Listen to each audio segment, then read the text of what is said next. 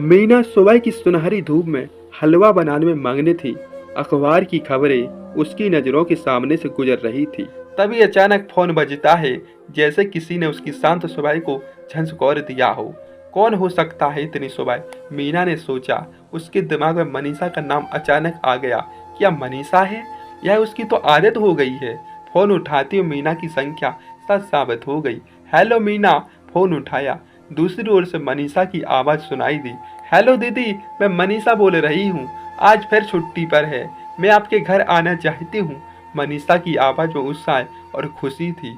मीना मुस्कुराई और कहा, अरे वाह, आज फिर छुट्टी है। तुम्हारी छुट्टियाँ तो कभी ख़त्म नहीं होती।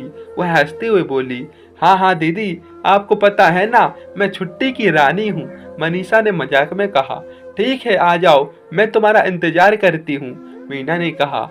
मीना ने फोन रख दिया, हलवा बनाने में लग गई। वह सोच रही थी मनीषा आज फिर छुट्टी पर है। वह हमेशा छुट्टी पर रहती है और मीना के घर आ जाती है। कुछ देर के बाद दरवाजे पर दस्तक होती है।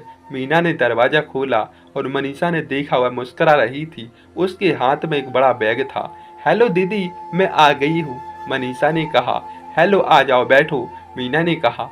मनीषा ने बैग रख दिया, मीना के सामने बैठ गई। मीना ने उसे चाय हलवा दिया। इसके बाद काम वाली बाई आती है।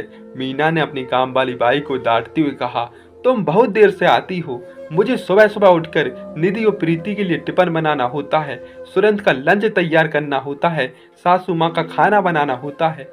फिर तुम्हें मेरे काम करने की क्या जरूरत है? और मुझे छोटी बच्चियों के लिए संगीत की क्लास देने के लिए जाना पड़ता है। वहाँ हमको सादर बाजार के पीछे बस्ती में जाना होता है।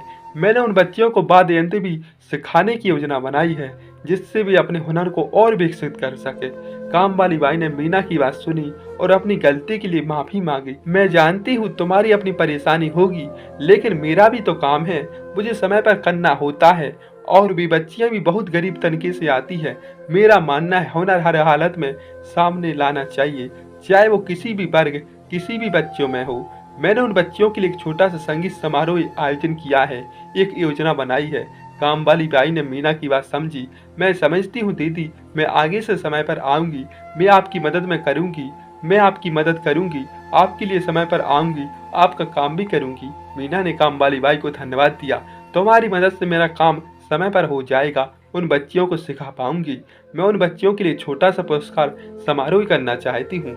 इसके बाद काम वाली बाई ने मीना के लिए काम करना शुरू कर दिया। मीना ने उन बच्चियों के लिए नृत्य संगीत की क्लास देना शुरू कर दिया। वे बच्चियां भी मीना की शिक्षा से लाभ उठाने लगी। मीना की कहानी यह साबित करती है, अगर हम आसपास के लोगों की मदद करें, अपने उनकी परेशानियों को समझे, तो अपने समाज को बेहतर बना सकती है। मीना की कहानी सिखाती है, हर किसी न किसी में हुनर होता है, हमें उस हुनर को सामने लाना होता है। तो बताइए दोस्तों, कहानी कैसी लगी? लाइक से सब्सक्राइब कीजिएगा। Thank you.